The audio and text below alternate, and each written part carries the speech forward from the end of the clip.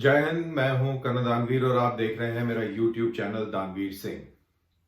आज मैं सोच रहा था कि आसियान के अंदर जो समिट चल रहा है उसके बारे में मैं आपसे बात करूं, लेकिन हमारे जनरल साहब जो पाकिस्तान के चीफ हैं उन्होंने कल एक बहुत एक तकरीर करी, उन्होंने खिताब किया लोगों के साथ और उसके क्लिप्स जो हैं वो सोशल मीडिया के ऊपर, दैट इज ट्विटर के ऊपर वायरल हैं।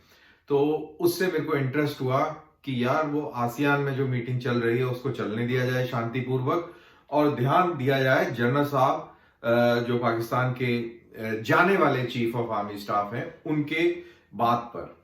अब बैकग्राउंड ये है कि जनरल साहब एक चोरी में मुलव्वस पाए गए हैं। उनके उनके ऊपर बहुत बड़ा गमन का आरोप इनडायरेक्टली लगाया गया है, क्योंकि उनकी जो इनकम टैक्स रिटर्न्स हैं उसके अंदर बेशुमार दौलत जो कि 9 दिनों के अंदर अर्जित की गई, यानी 9 दिनों में 13 अरब रुपए उन्होंने कमाए।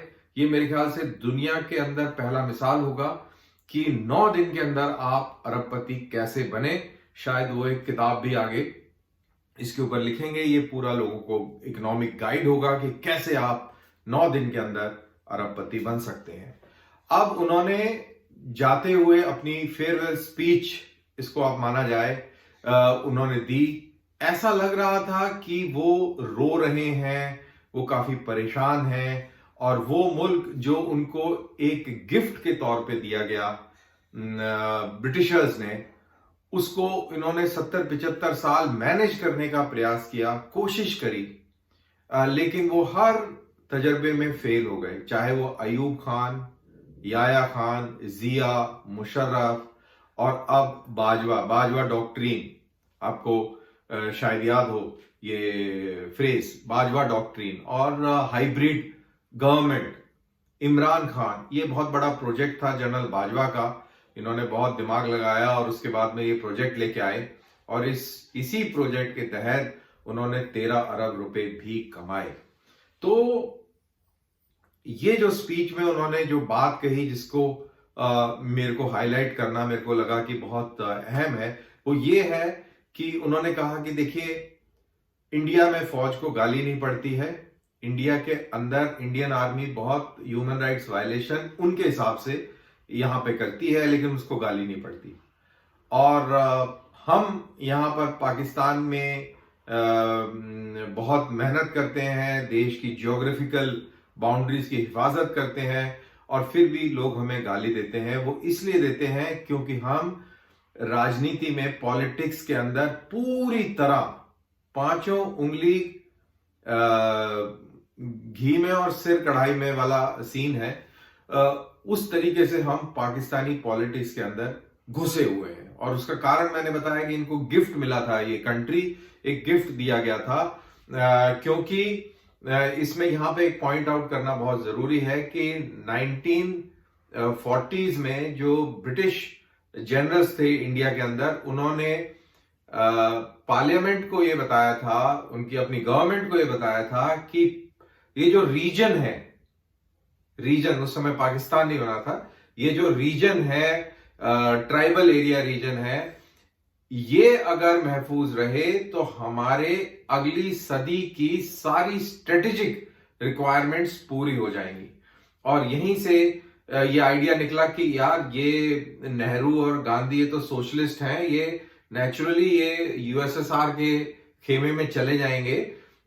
तो हमको कुछ ऐसा करना चाहिए कि हमारे को जो चीज इंटरेस्ट की है वो हम अपने पास रखें। तो उन्होंने ये पूरा ड्रामा नैरेटिव रचाया कि दो कौमी नजरिया, फला ढिमका, और इस चक्कर में आपको पता है कि मुसलमान बहुत जज्बाती लोग होते हैं, उनको लगा कि अल्लाह अकबर और ला इलाहा इल्लल्लाह और तेरा मेरा रिश्ता और ये सब कहानियां चली और उसमें उनको एक गिफ्ट मिल गया। और ये सो कॉल्ड कायदे आजम जिन्ना जो उनके कायदे आजम हैं, फादर ऑफ द नेशन है, वो एक बार भी आजादी की लड़ाई में ना जेल गए, ना उन्होंने ब्रिटिश पुलिस का सामना किया, ना उन्होंने कोई धरने प्रदर्शन दिए, उस तरीके की कोई मुहिम नहीं करी। वो एक पपेट थे और एक मखौटा थे, और उसके थ्रू ये अंग्रेजों ने बहुत जबरदस्त चाल चली और गिफ्ट में दे दिया पाकिस्तान, और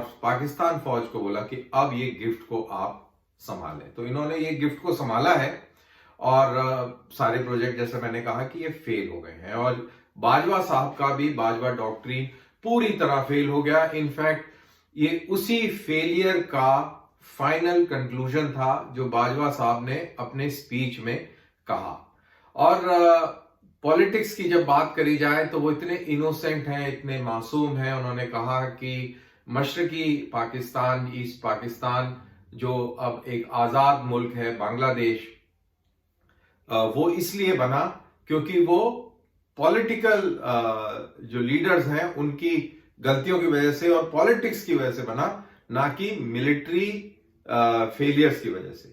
अब इन भाई साहब से कोई ये पूछे, जनरल साहब, माना कि आपके मुल्क में लोग पढ़ते नहीं है, वो तो शुक्र है उन्होंने कोई ये बात कहते हुए कुछ वो कुरान का कोई हवाला नहीं दे दिया, नहीं तो फिर तो पाकिस्तानी पूरे पागल हो जाते और शायद जनरल बाजवा को कोई ऑडियंस से उठ के और पप्पी भी दे देता, और बहुत ही मतलब कि इंप्रेस हो जाते वो अगर ये बात कुछ कुरानिक आयत और कुछ उस तरीके से मतलब उसमें लपेट के अगर पेश करते। वो कहते हैं कि फौज का इसमें कोई फेलियर नहीं है, और वो खिराजे हकीकत दे रहे थे उन जाबाज सैनिकों को जिन्होंने वहां पर ढाका में सरेंडर किया। अब आप मेरे को ये बताइए कि याया खान और ये जो पूरे जो कार्टून्स थे, ये फौजी थे, यही तो पूरे पाकिस्तान की रहनुमाई कर रहे थे, यही तो राष्ट्रपति थे, यही तो प्रेसिडेंट थे। कौन था बाकी पॉलिटिकल पार्टी? कोई भी नहीं थी। भुट्टो अयूब खान लेके आया था, भुट्टो उनका, ये सब इन्हीं के प्यादे थे, और ये पूरी तरह काबिज थे, अयूब, याया और जो भी जितने भी ये 2-3 थे। और पाकिस्तान, ईस्ट पाकिस्तान बना, आजाद हुआ, सॉरी करेक्शन। तो यही इन्वॉल्व थे, तो इसकी गलती क्यों नहीं ले रहे कि भाई ये हम पॉलिटिक्स में इतने मुलविस थे, हमने ये पूरा सत्यानाश किया और हमने ईस्ट पाकिस्तान को बांग्लादेश बना दिया। वो तो शुक्र है बेचारे आजाद हो गए, तो अभी उनकी इकोनॉमी बेटर है, लोग अच्छी तरह रह रहे हैं और प्रोग्रेस कर रहे हैं। नहीं तो इन लोगों ने उनको मदरसों में पढ़ा के और औरतों को बुर्का पहना के उनकी ऐसी तैसी कर देनी थी। शुक्र है अल्लाह का। तो ये एक बात। दूसरी बात उन्होंने बड़ी दिलचस्प कही कि यार 45,000 के करीब कुछ ऐसा ही फिगर दिया उन्होंने कि इतने सैनिक थे, नॉट 93,000 जैसा लोग कहते हैं। इनफैक्ट अगर आप लोग गूगल करें या कहीं से आप हासिल कर सकें, भुट्टो की एक बाइट है, टेलीविजन पे चली एक बड़ी फेमस बाइट है, जिसमें उनसे ये पूछता है पत्रकार कि आपने शिमला एग्रीमेंट क्यों साइन किया। मेरे ख्याल से शायद यूएस में थे तब किसी ने उनसे पूछा, तो उन्होंने जवाब दिया कि मेरे 90,000 से ज्यादा फौजी इंडिया में कैद थे, उनको छुड़ाना था, तो मेरे पास एक बहुत बड़ा ये दायित्व था कि मैं ये इनको फौजियों को वापस अपने वतन लेके आऊं, और इसलिए मैंने शिमला एग्रीमेंट साइन किया था। तो अब या तो वो जो प्रधानमंत्री था उस समय वो झूठ बोल रहा है, या जनरल बाजवा झूठ बोल रहे हैं, या हमारे पास जो रिकॉर्ड है वो झूठ बोल रहा है। क्या जो हमने लोग रिपैट्रिएट किए, क्या वो 45,000 लोग रिपैट्रिएट किए? यानी कि हमारे प्रिजनर ऑफ वॉर कैंप से जो लोग गए वो 45,000 गए थे। हमारे पास भी कोई रिकॉर्ड होगा। यार आप इतनी बेशर्मी से और इतना सीधा मासूम सा चेहरा बनाकर कैसे झूठ बोल लेते हैं भाई, कैसे बोल लेते हैं? और दुख की बात यह है कि ये भी सारे के सारे इंडियन आर्मी का हिस्सा थे। एक ही इथॉस, एक ही ट्रेनिंग, और फिर आप वहां जाकर इस्लाम का चोगा पहनकर शाम को छुपे तहखानों में आप शराबें पीते हैं, दिन में आप आयतें ऊंची ऊंची पढ़ते हैं, पूरे समय आप लूट खसोट चोरी इस चीज में आपकी पूरा दिमाग लगता है, पॉलिटिक्स में आप इतने मुलव्विज हो गए हैं, आपको आपके मुल्क से कोई लेना देना नहीं है कि उसकी सिक्योरिटी का क्या हाल है। बलूचिस्तान वाले लोग परेशान हैं, सिंधी परेशान है, खैबर पख्तूनख्वा के लोग परेशान हैं, वहां पर टीटीपी और अफगानी हमला कर रहे हैं और आप यहां पर तकरीरें दे रहे हैं, आप यहां पर कौन बनेगा प्रधानमंत्री खेल रहे हैं, आप ये सब ड्रामे कर रहे हैं। तो आप बेसिकली जो ब्रिटिश इंडिया आर्मी थी और जिसका हिस्सा आप थे, आप बेकार हो गए हैं बिल्कुल एकदम। अब आप सिर्फ वर्दी पहन के सिर्फ तमाशाई बने हैं, पर आपके बस की नहीं है लड़ना।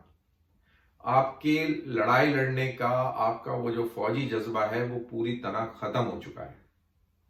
अब तीसरी बात करते हैं। तीसरी बात यह है कि जनरल बाजवा कहते हैं कि इंडियन आर्मी बहुत ह्यूमन राइट्स वायलेशन करती है, उसकी वाहवाही होती है, वहां पे कंट्री वाले लोग उनके ऊपर कोई सवाल नहीं करते। सॉरी सर, आप बिल्कुल गलत बोल गए। इंडिया के अंदर फ्री प्रेस है, लोकल पॉलिटिशियंस बहुत स्ट्रांग है क्योंकि उनको वोट लेने होते हैं, वो मैनेज नहीं करते। उसके पीछे फौज आके और उनको वोट नहीं डलवाती लोगों से, उनको वोट हासिल करने पड़ते हैं।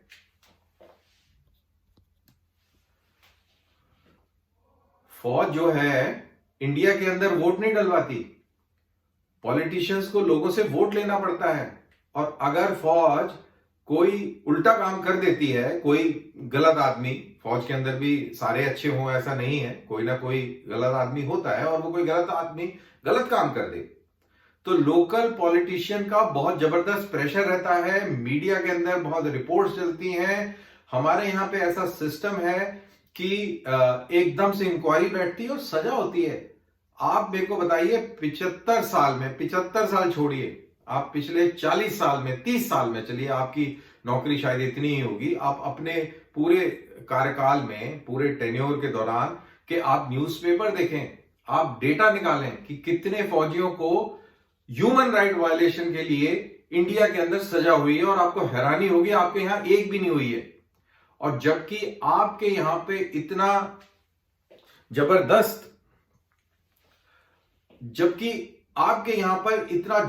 ह्यूमन राइट वायलेशन होता है। बलूचिस्तान के अंदर हजारों हजारों लोग जो हैं वो लापता हो गए हैं। खैबर पख्तूनख्वा के अंदर आपकी दहशतगर्दी चल रही है। आपका एक भी आदमी ह्यूमन राइट वायलेशन में पकड़ा गया? क्या उसके ऊपर कोई कार्रवाई हुई? नहीं हुई ना। लेकिन आप कह रहे हैं कि इंडियन आर्मी में होता है। इंडियन आर्मी में अगर होता है तो उसके ऊपर सजा भी होती है। आप पूरा देखें आप कि अगर ह्यूमन राइट वायलेशन हुआ है उसको छोड़ता कोई नहीं है। ये एक जिंदा डेमोक्रेसी है, मुर्दा डेमोक्रेसी नहीं है। यहां पर आप ऐसे करके निकल नहीं सकते, चाहे आप फौजी हो चाहे वो पुलिस वाले हो, आपको छोड़ा नहीं जाएगा। ये खासियत है। आप भी कोशिश करिए कि अपने देश के अंदर जमहूरियत लाएं, आप अपनी बैरकों में जाएं, फौज की जो स्ट्रेंथ है इसको कम करें, क्योंकि आपको इतनी फौज की जरूरत नहीं है। इंडिया का ऐसा कोई डिजायर नहीं है। इंडिया कभी अटैक भी नहीं करता, किसी के ऊपर हमला नहीं करता। 1947 से ही देख लें, आप बताइए इंडिया ने कब और किस मुल्क के ऊपर हमला किया है? अभी बांग्लादेश है, ईस्ट पाकिस्तान था, अभी कोई इशू ही नहीं है। कोई इशू नहीं है वहां पे, बॉर्डर पे ना फौजें हैं ना कुछ है, कुछ नहीं है। ऐसा क्या हुआ? अगर आप मेहरबानी करके यहां से सीन से अगर हट जाएं तो पाकिस्तान भी खुशहाल हो जाएगा, हमें भी इतनी फौज रखने की जरूरत नहीं पड़ेगी और खुशहाली आएगी। तो आप रहम करें जनरल बाजवा साहब, आप और जो नए आने वाले हैं आसिफ मुनीर साहब, आप रहम करिए इस पूरे खित्ते पर, और इंसानियत के नाते, इस्लाम के नाते, अल्लाह के नाते आप ये सब छोड़ दें। इसी मैसेज के साथ मुझे दीजिए इजाजत। जय हिंद।